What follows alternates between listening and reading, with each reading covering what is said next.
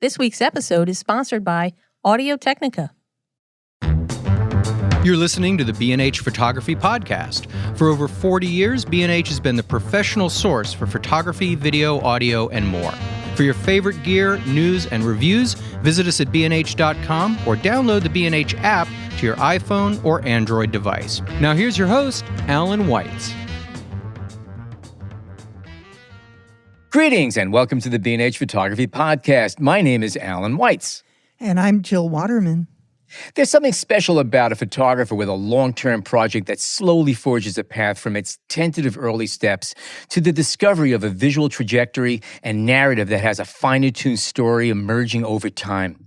Lori Grinker was just a student when she began the project that would play a defining role in her subsequent career. A semester-long photojournalism assignment introduced her to Mike Tyson, then a 13-year-old kid in the formative stages of a meteoric rise. As Grinker notes in her new book, Mike Tyson, which is the subject of today's show, they both turned pro around the same time, Tyson achieving boxing fame and infamy, and Grinker establishing herself as a multifaceted storyteller whose work straddles documentary and fine art.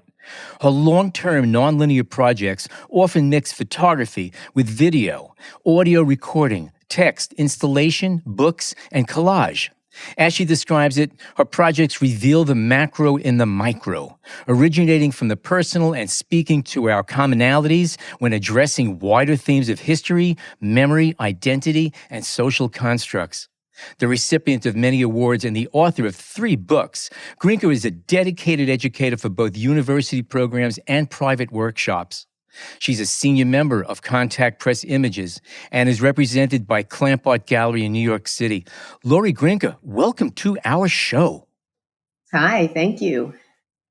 We've been coming through a whole bunch of interesting stories, I would say, over the past year of people who did some interesting crack work at really young, tender ages, especially women, and in environments that you would not normally expect to find women. And it's fun and it's refreshing. Now, you were a young student in a photojournalism class when you first met Mike Tyson, and he was part of a small group of boxers training up in Catskill, New York with Cus D'Amato, who's legendary as far as being a boxing trainer.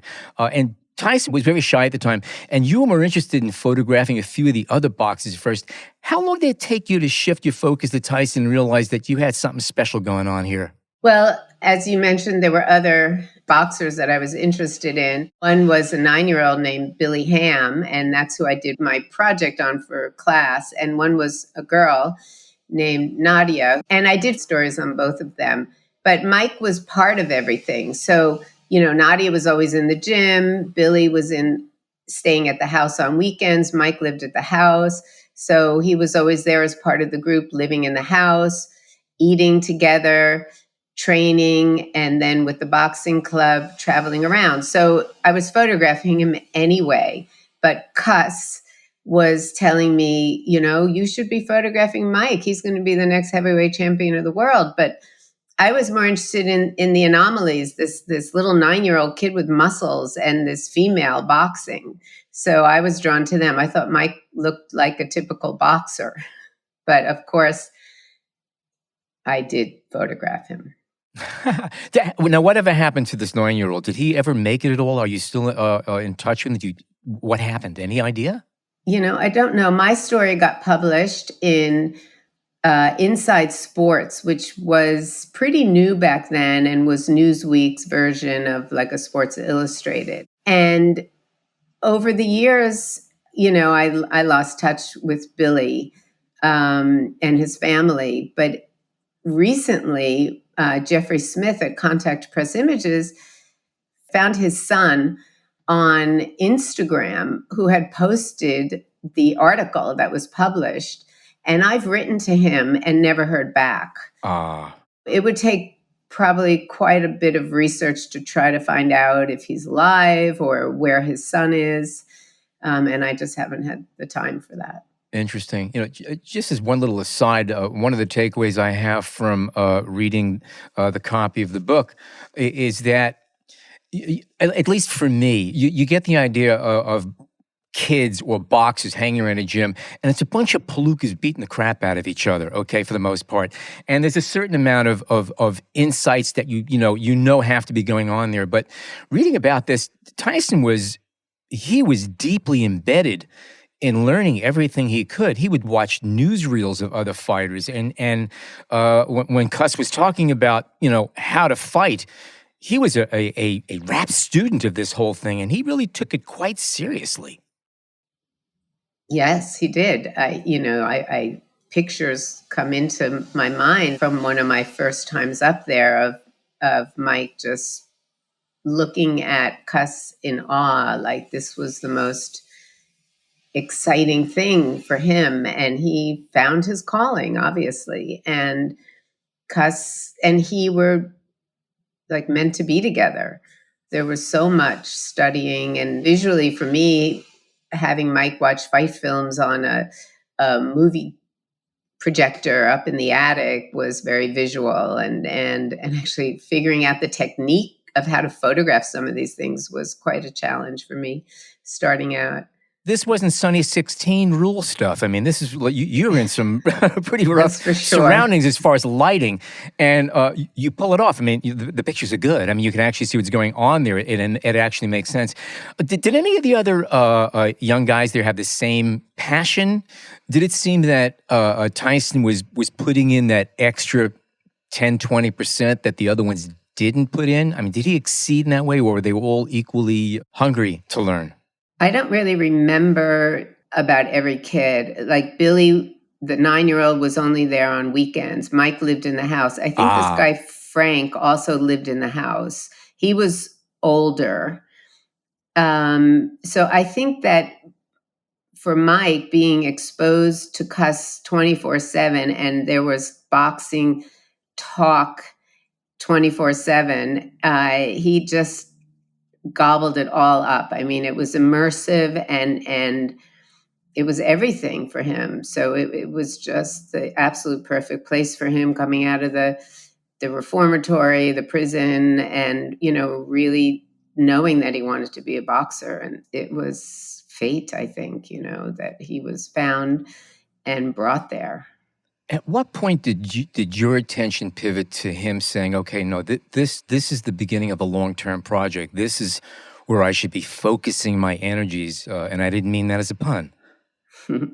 I don't think I ever pivoted to thinking of it as a long-term project. And I do work on long-term projects. When I started, it was a story, it was a project, it was an essay. So maybe in that way it was kind of long-term, but it wasn't really about Mike. So then, I was up there, and the management company, the Big Fights, asked me to start photographing some of their other boxers. And I started getting assignments from like Sports Illustrated. And, once Mike turned pro, going back a little bit, I tried to sell the story about Mike to the Village Voice, where I was a freelancer. I had started as an intern there. And, so as he was turning pro, I was selling stories. So I think it was always like a daily life story, a news story, because it was happening so fast. And then I was getting assignments from so many different magazines as he turned pro and got famous. So I think the long-term part of it is just the accumulation of that, his career then, and it all came together. Now looking back and now looking at the book, it to me, it's even amazing that the breadth of what I have that shows his trajectory. No doubt. When you started working for the magazines, you were no longer just working up in a gym up in Catskill, New York. You were in a much broader environment. What's the percentage of women photographers in boxing? Because I think about boxing photographers, and I just have these bulky guys in overcoats with speed graphics and cigars in their mouths.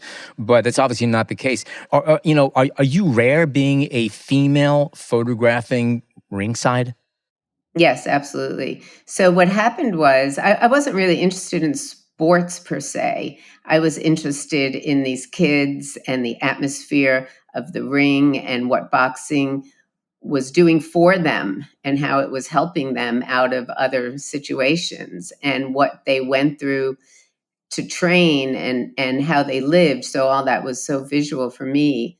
And then when I started shooting fights, that was a whole other thing. Then you have to really understand something about the sport, which you have to anticipate what's coming and what happens next. And so little by little, I started to learn that, but I was so green.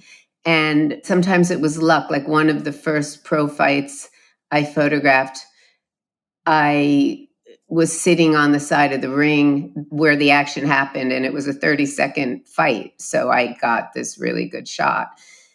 As a female, when I started getting some notice, and I had done some other things, like I went down to photograph Muhammad Ali, who was coming out of retirement, and I sold that to South African Boxing World. That was one of my first publications. But I also went to Sports Illustrated, and they hired me to shoot Roberto Duran, but as a feature, not as the sports part. And then I started getting those kinds of stories about sports.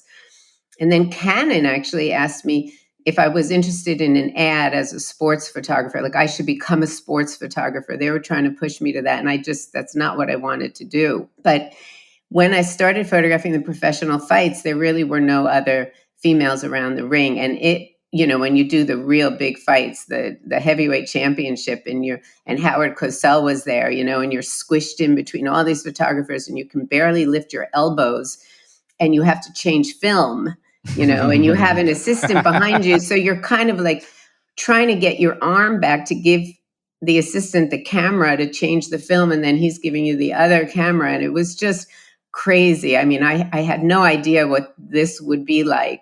And then eventually this other woman was there, a Japanese woman, and she was a boxing photographer. And so it was mostly she and I at these fights. And I don't remember her name. Fascinating. That is interesting. Having been a freelance many years ago, and anybody who's freelancing, be it photography or anything where you are your own boss, sometimes you get stiffed. You have people who are difficult in getting payments from. And I really had a chuckle that I think it's brilliant that Don King owed you money for a long time, and you finally got paid. You just had to show up to his apartment with Tyson, and he wrote you a check on the spot. Brilliant piece of enforcement of one's invoices. I love that. Yeah, it was kind of crazy. But Jim Jacobs, the co-manager, had passed away, and the memorial service was out in Los Angeles. And I was there, and Mike was there, and I don't remember how it came up, but I had told him that Don King owed me money. I did some photography for Don King's company, and he said, "Well, let's go." And we went over to Don King's apartment, and he made Don write me a check. And we walked out of Don's apartment, and we were standing by the elevator, and he was telling me he was never going to sign with Don King. But then shortly thereafter, he signed with him. Yeah. Yep. And there were also situations when Tyson was married to Robin Givens that her mother started making demands about where the photos could be used or which photos could be used and which couldn't. How did you deal with that kind of control? And was Mike aware of it, what was going on? Did he see what was happening? I don't think Mike was aware of that specifically, but what, Jill, you're referring to was there was this time when everybody wanted to photograph Mike and Robin and do covers, and I was photographing them because I was part of the group.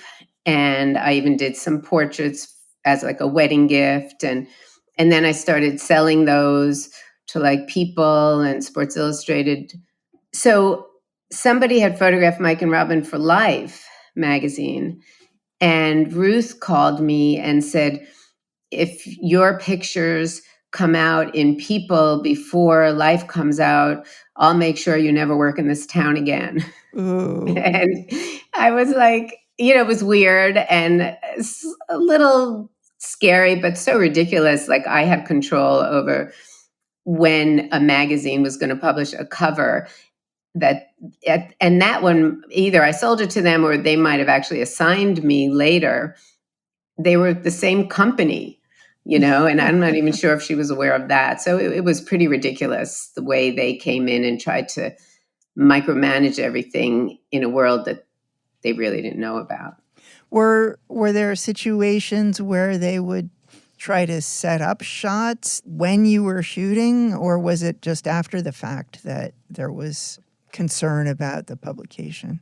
That was just basically that one time, but it was more of her always being on the phone and trying to control everything and get the publicity that she wanted for her daughter. So she was like suddenly the publicist and all that. And so I think she would have liked to have controlled what I was doing when, but there were photographers coming from all over the world and not everybody had access. So that's when, and this is before Robin, that's when magazines like Stern and other magazines around the world would come to me because I had the access. Right. So was Tyson very interested in seeing the photos you were making of him, like early on, and did his interest change over time? It's such a good question. I don't think we really looked at the pictures much together back then. But I don't quite remember. But of course, when things were published, he saw everything. So I think he was fascinated seeing himself in print, but they weren't only pictures by me.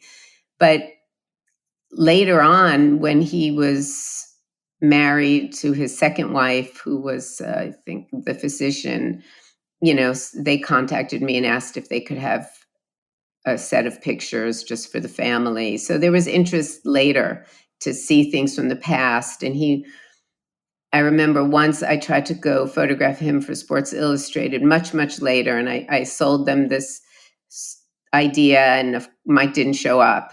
And so that wasn't very good for me. But that was also one reason I stopped hanging around. But I stopped hanging around long before this particular thing. But, then he was telling people, oh, I remember she took so many pictures and then they would contact me, can I get some? And then there was another wife, can I get some? And children to show pictures to.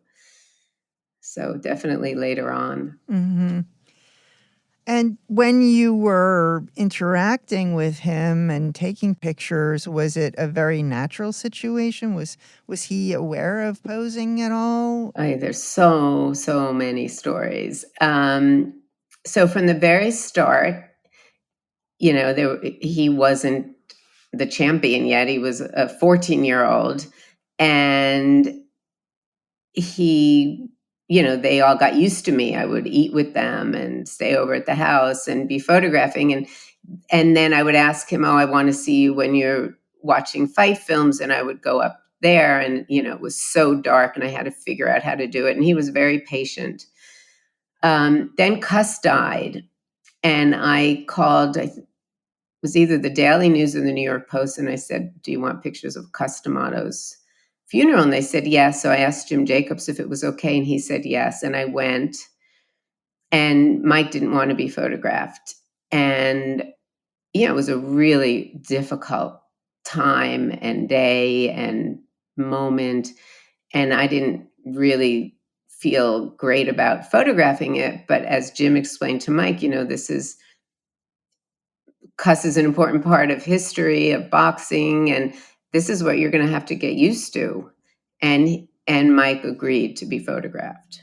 And it's not like I interrupted anything. It was just the fact of me being there as they were going inside the funeral home or carrying the coffin coming out and standing by the grave. And so I was able to do that. And then when he turned pro, there were some situations he wouldn't let me go to, like big parties with Eddie Murphy and all these celebrities. But mostly everything else I could photograph. And, if he wasn't in the mood that day, then he would just not show up. Or if he didn't feel like getting out of bed, he wouldn't. And sometimes the managers had to get him because I would have already sold this idea, let's say, of a portrait I did at Trump Plaza in Atlantic City.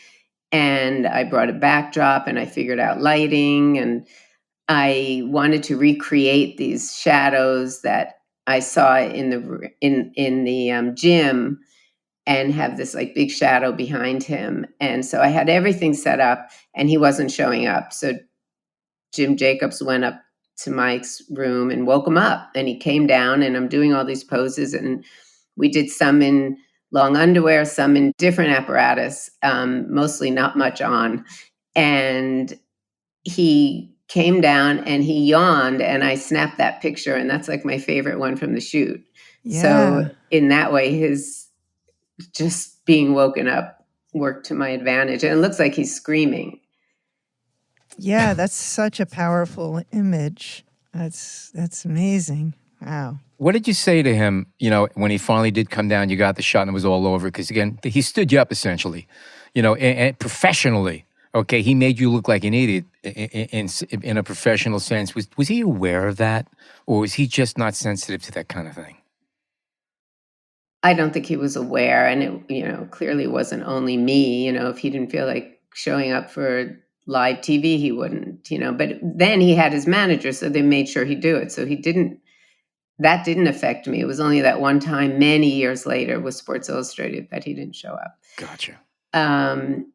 But there were other times when I just wanted to photograph him on my own, and he didn't show up, and that's when I started thinking that I was going to move on to other things, which were long-term projects, and I wasn't going to spend my life photographing Mike Tyson. And of course, there was money in it, and my agency always wanted me to shoot all the celebrities, which I didn't really want to do. But the one time I did, I made so much money.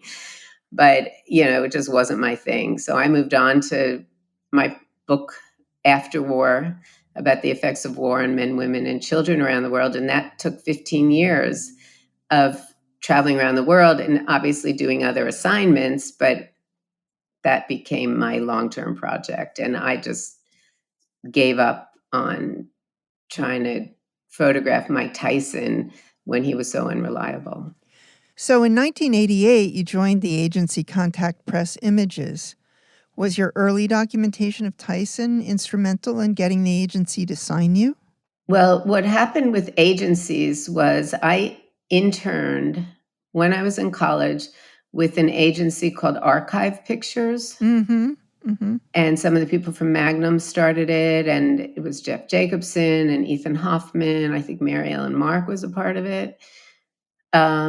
So I started, and in 1982, I went to the Soviet Union on this like photo exchange thing, and I had some really interesting pictures I sold to the New York Times Magazine. And so I went to Archive, and they started handling my work. And they worked very differently than other agencies. We used to have to duplicate everything in order to get it distributed. So your slides had to be duplicated. And you had to, it was like a 50-50 thing. So you had to have money up front to take care of some of your stuff. And I just wasn't, as Mike got professional and there was more demand, I just couldn't handle it.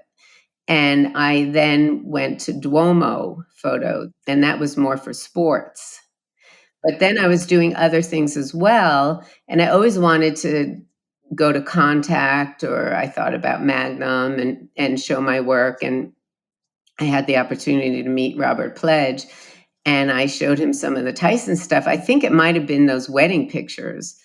And he said, "Oh, we must have these." And so it took about a year to transition from Duomo to Contact.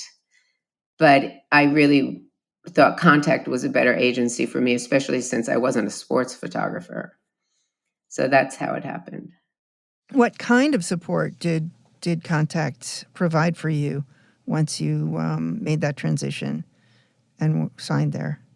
Well, as far as distribution, I mean, just like Duomo, they would duplicate everything in-house or send it to the lab. They paid for all that up front, and they would, they had agents around the world. So, getting back to Contact, they would send sets to everybody and, their agencies in Paris and Milan and Hamburg and, wherever else they had representation.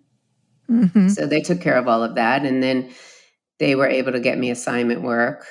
But I was always pretty good at getting assignments.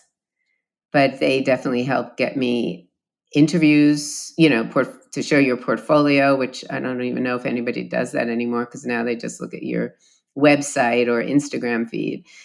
So with Contact came support from Canon. We were sponsored by Canon then, so I got Canon cameras, exhibitions that they organized, various book projects, and then, of course, assignment work.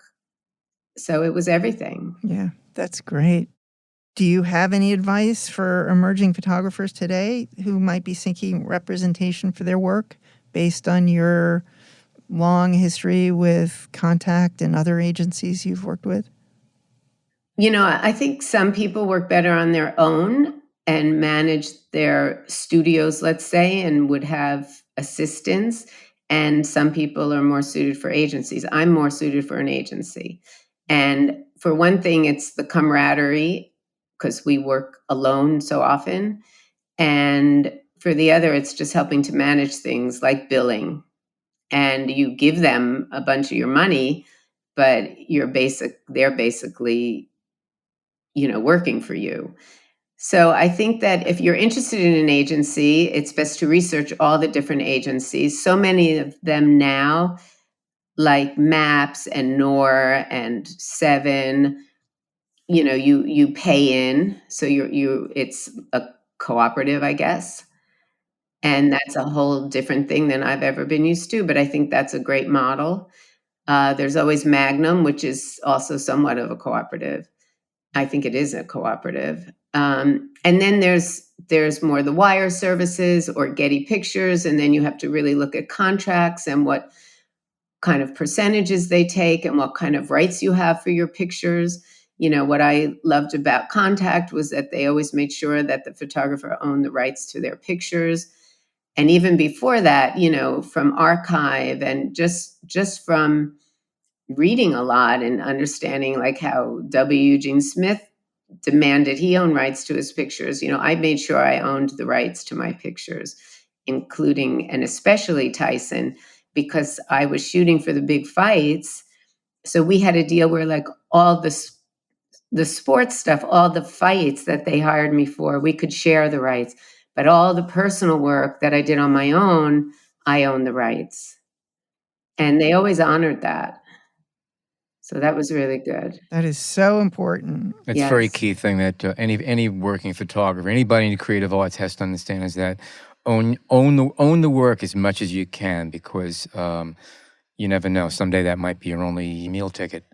Well, I think it's really important to say, which I have been not as good at as some others, is copyrighting your work right away with the U.S. Copyright Office. That's critical, especially now that everything's on the web. Registering the copyright. Register, yes, register. Sorry, the word is register. You're right. That's true. Once you put a picture out there, it's out there. Okay, we are going to take a very short break, and we come back more with Lori Grinker and her Mike Tyson book. Stay tuned.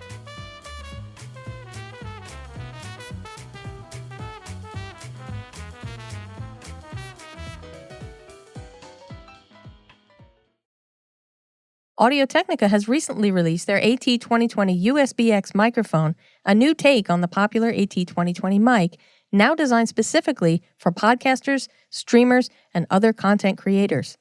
This cardioid condenser mic has plug-and-play USB-C operation, a custom desk stand, and a simple touch-to-mute button, along with the clear, natural recording quality you'd expect from Audio-Technica. Check out the AT2020 USB-X and other Audio-Technica products at bnh.com. Okay, we are back with Lori Grinker and her new book on Mike Tyson. Let's talk about your gear. Your earliest pictures of Tyson were black and white, and this was early 80s, so we're all assuming that we're using film. What cameras and lenses were you working with back then? Did you use flash, or did you just go, what was there? Okay, so I remember I had a Nikkormat. That was like my first camera, and a 50 millimeter lens. And then eventually I got a Leica M6 with a 35 millimeter lens and a 90, I think, which I hardly ever used. Once I got to Contact and we were with Canon, they had given us the T90s. Sure. And a bunch of lenses. And I had to learn, Canons were like the reverse of Nikon in terms of changing your aperture and all this, and I made a lot of mistakes in the beginning. I remember working in Cambodia and everything was like underexposed.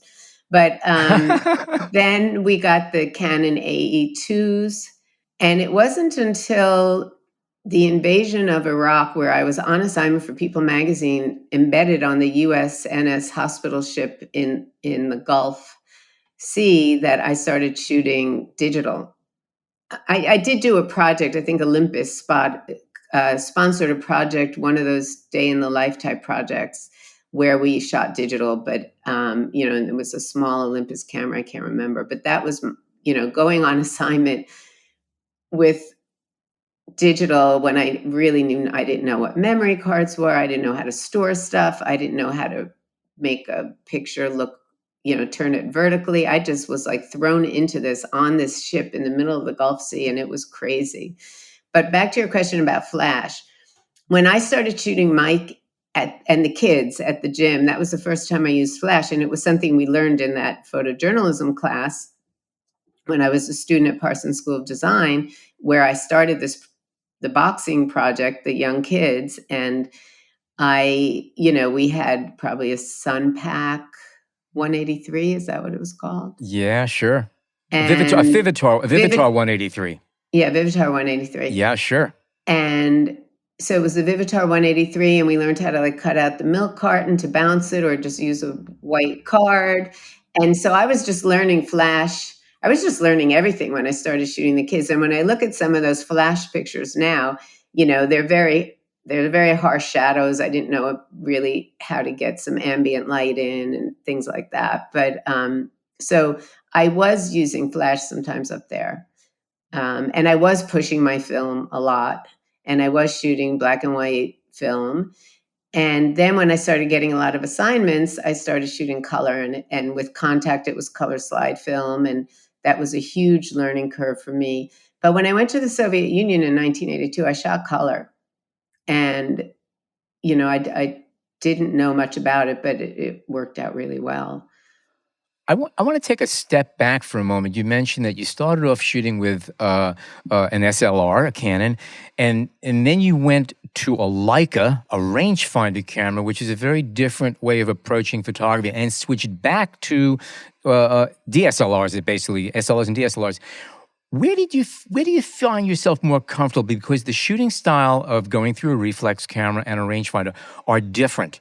You're previewing a different kind of an image. Even though you're taking the same picture, the whole process, the approach, and the pre-visualization is totally different. What are you more comfortable with at the end of the day? That's such a good question. And I started with the Nikkormat, which was a heavy, clunky camera. And then I got the Leica.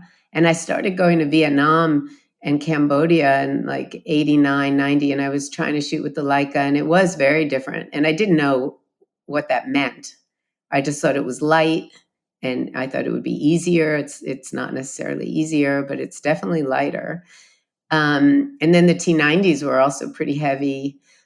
I think I was more comfortable with the SLRs in the long run, I would say, even though later on I got the Mamiya 7s, which I loved and I love. And somehow, I don't know, maybe the viewfinder was clearer for me because I wear glasses and my eyesight is terrible.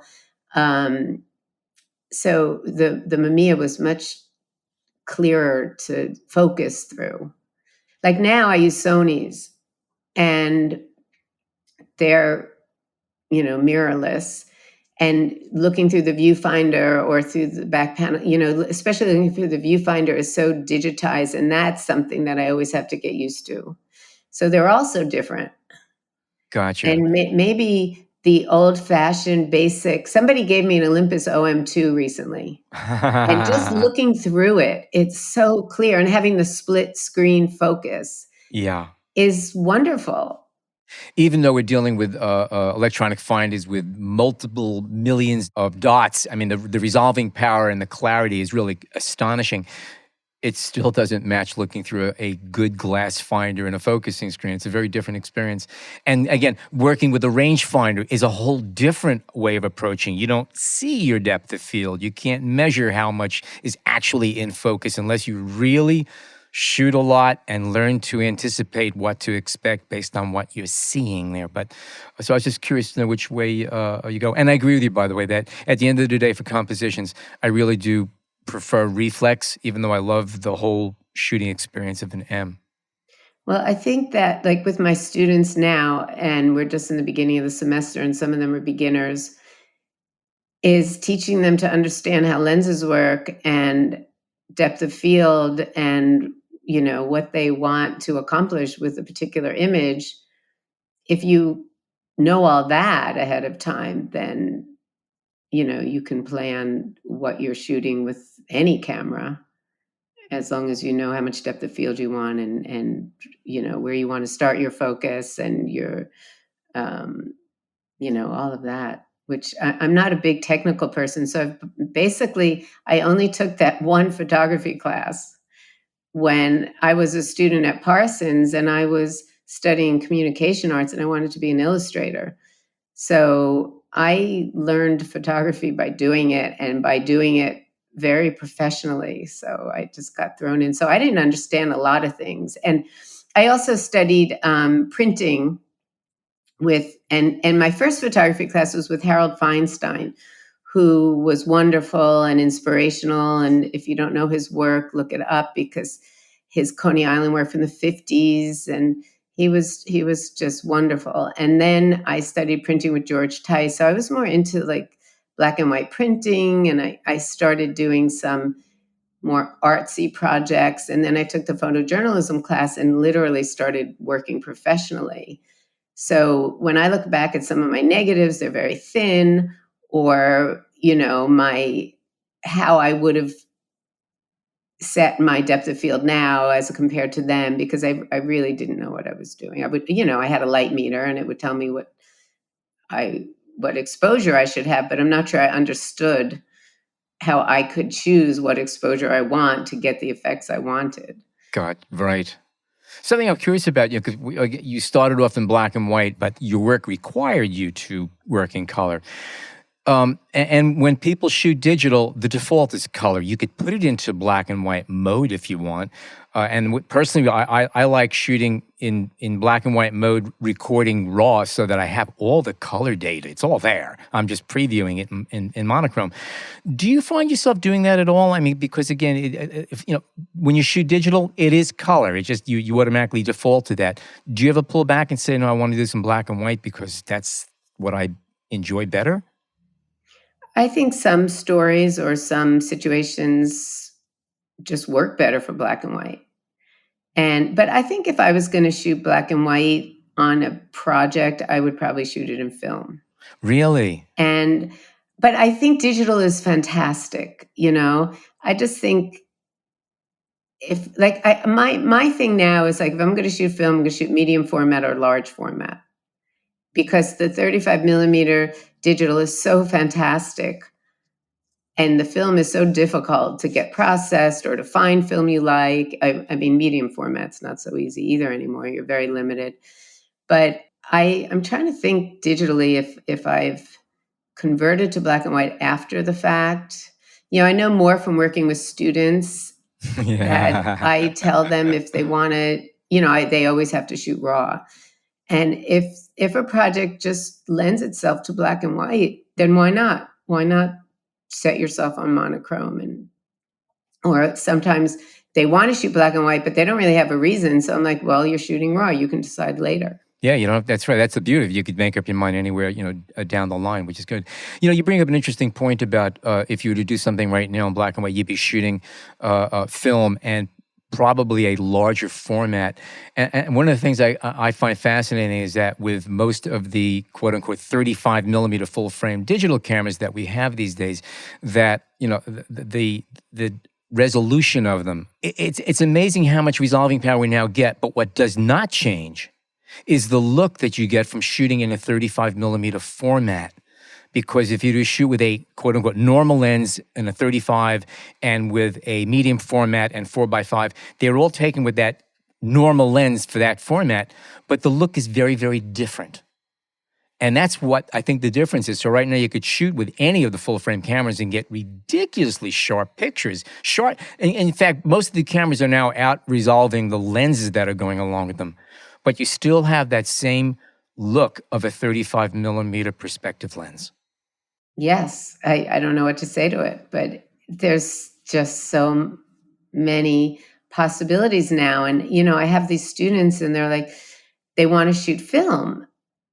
And I say no. In the beginning, I said yes. But then I realized they're not learning about film. They think it looks different. It looks better. It's more nostalgic. So that's what they like. They like this kind of quality they get from shooting film, but they don't know anything about the film and which film they choose. They sometimes even get these cameras that come with film in it and they just process it and then it's digitized.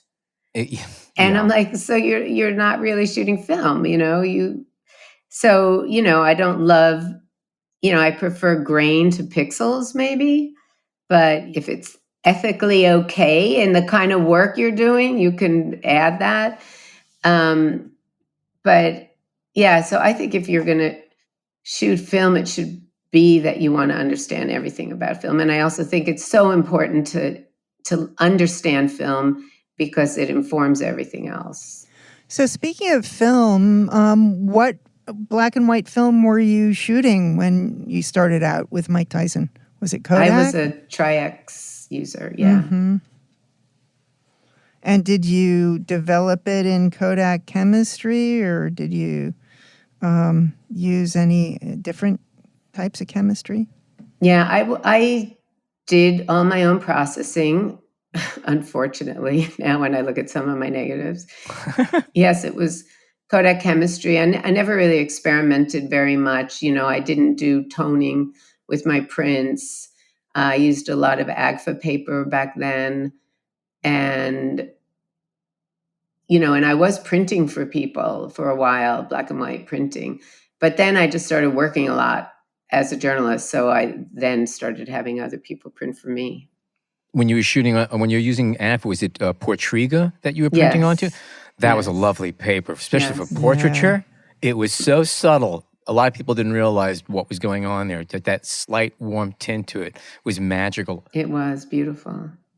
Yeah. But now I'm doing my exhibit, which is opening at Clamp Art Gallery in Manhattan on November 3rd. And Jim McGargy, who has MV Labs, but it was in Manhattan, and now he's more mobile, but it's mostly in Brooklyn.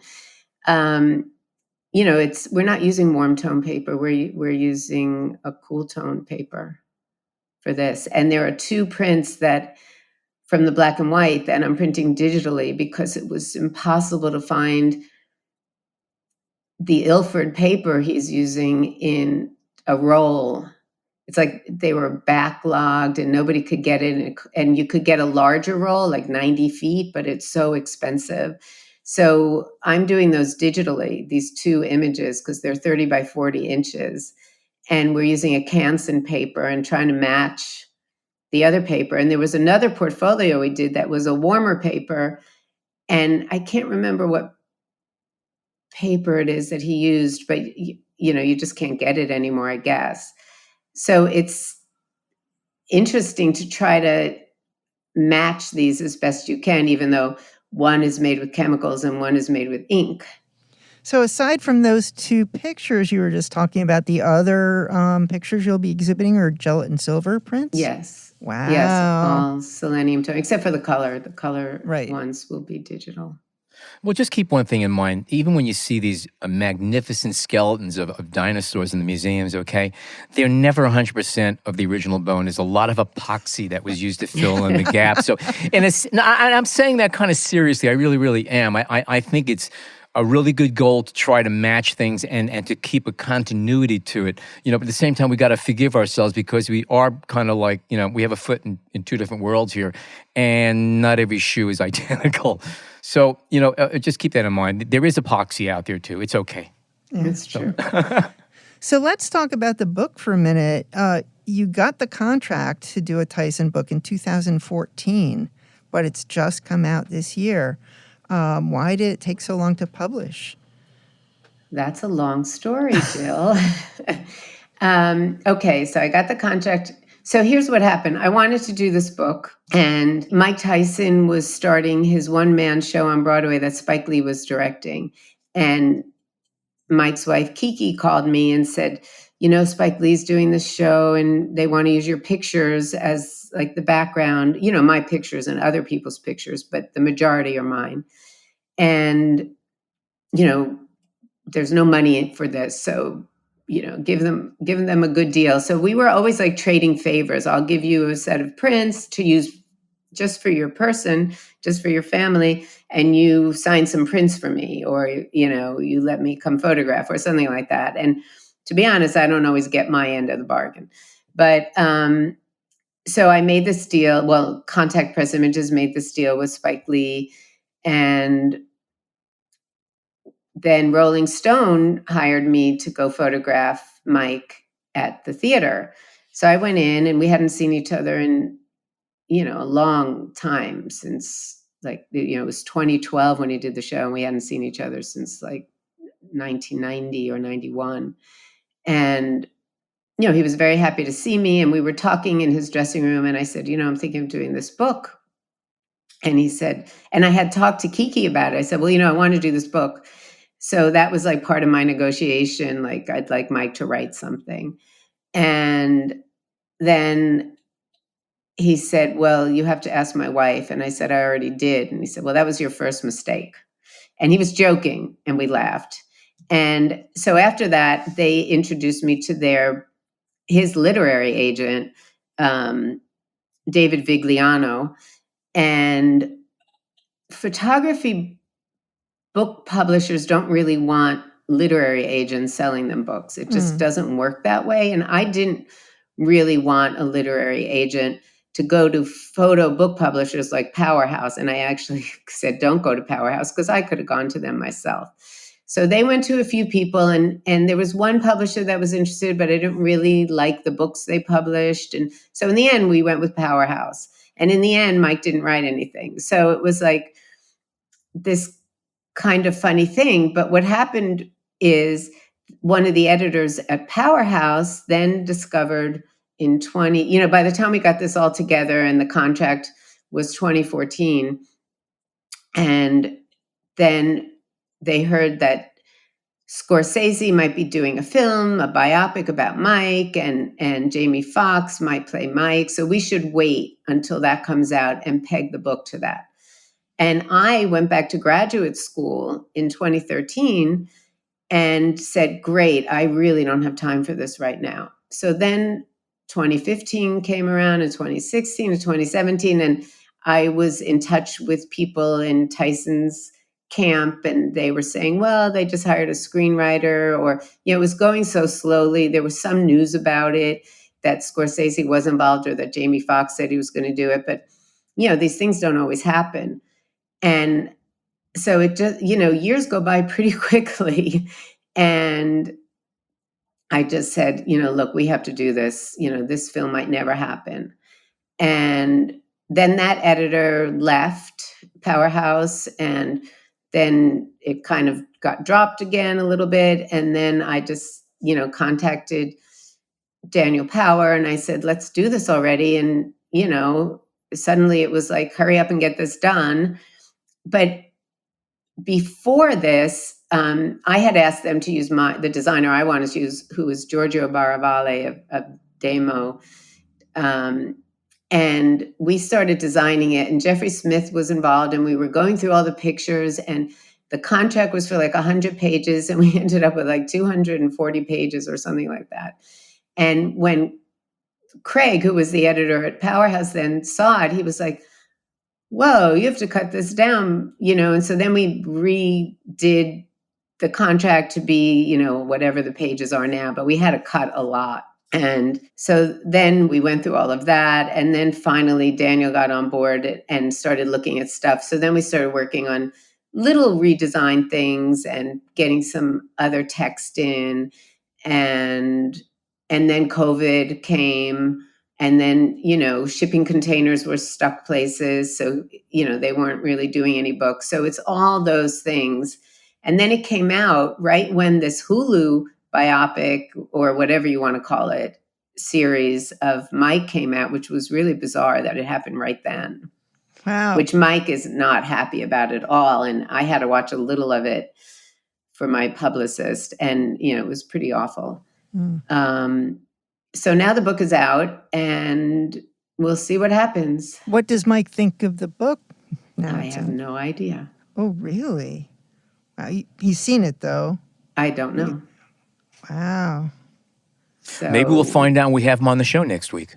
No, I'm joking. There you go. That'll be question number one. What he wants from me is Mike. It's like, oh, we'll put you on TV if you bring Mike. And I'm like, even if I could schedule him, it doesn't mean he would show up. So like I said, I just stopped depending on him for things. And, it was such a fluke that I went with his agency, and they can't make him do things with me. So it's, hopefully he'll see it, and I think he'll love it. It's only positive. Yeah, it's beautiful. I would like people to think of it more as a photography book than a sports book, even though it is sports, it is boxing. But the majority of pictures are not sports pictures. And I think you really see this period of time. It's very much the 80s, and it's this like trajectory of this young person becoming the celebrity. The heavyweight champion of the world is like the most famous person.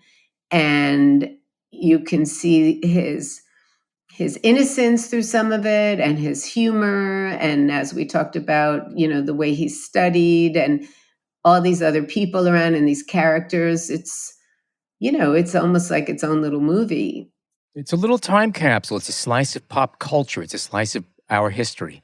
Absolutely. And, for whatever you think of Tyson, it goes beyond that, in my view, as a photographer. Well, that's one of the things that I got out of it. Again, I never I never realized, nor would I have a reason to realize, the fact that as a young man, he took this very seriously. This was a passion that he had, and he literally put everything he had into it. Again, how he is as a person, that's a whole different issue, but that's not what the book is about. It's a different issue. Yeah, it shows him as a real human being.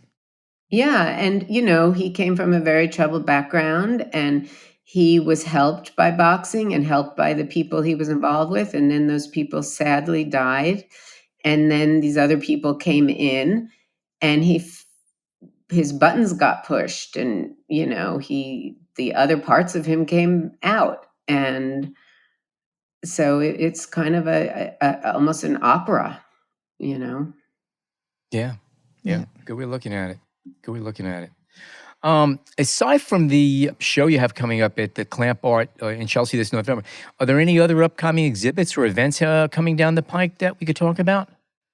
Well, I have a few things right now, so this will probably be after your podcast comes out, but October 15th is the actual official book launch, and that's going to be at Gleason's Gym. And Larry Fink is joining me for conversation. So that's going to be an incredible event. I'm very excited for that. That's got good juice to it. That sounds good. And then comes the exhibit, and then I haven't planned anything beyond that. We're talking about some bookstores in Las Vegas and Los Angeles, but I just haven't been able to schedule it because I've been so busy. So I just have to, figure some stuff out. And I would, of course, love the exhibit to travel and contact Press Images. Jeffrey Smith is working really hard on some of that. And, I had a big piece in the New York Times, and now he's also working on getting things published in other publications.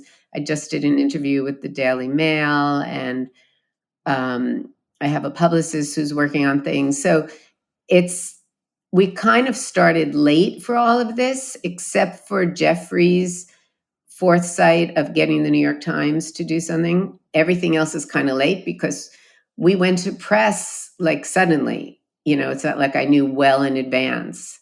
And there were still problems with shipping, but it actually got here pretty fast.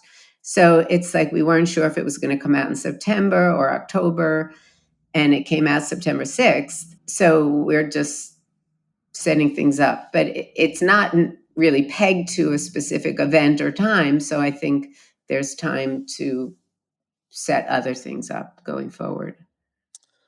Sounds good. Sounds good. It's been a real pleasure speaking with you. If our listeners would like to catch up on more of your photography and what you're up to, where can they go? My website is lauriegrinker.com, and Instagram and Twitter are at @LGrinker, although I rarely tweet and I'm trying to get better at it. And Instagram, I started Instagram when we were all afraid that our pictures would get stolen. So it was more of a family, personal diary thing. And I'm also trying to get that as more of a portfolio slowly. But that is a place to see my work. I had the same issues, and then I was also just posting personal stuff. And before I knew it, my family was stolen. So I just started putting pictures up. That's all. No, I'm joking. Anyway, Laurie, thank you so much for joining us today. The book is wonderful. The story that goes along with it is equally wonderful, and we strongly suggest our listeners catch up to it. And again, there'll be a couple of images on our landing pages, along with all of the information if you want to follow more of Laurie's work on Instagram and on our website. So, Laurie Grinker, again, thank you so much for joining us today. Thank you. This was really fun. Glad you enjoyed it. If you are a fan of the show, but you're not yet a subscriber, head on over to Apple Podcasts, Spotify, or wherever you get your podcasts and click subscribe. You can also find this on the Explorer blog, where we post photos from our guests and show notes. And please join us on Facebook at the B&H Photography Podcast group, where you can share your favorite photos and comments about the show. My name is Alan Weitz, and on behalf of Jill Waterman and Jason Tables, thank you oh so much for tuning in today.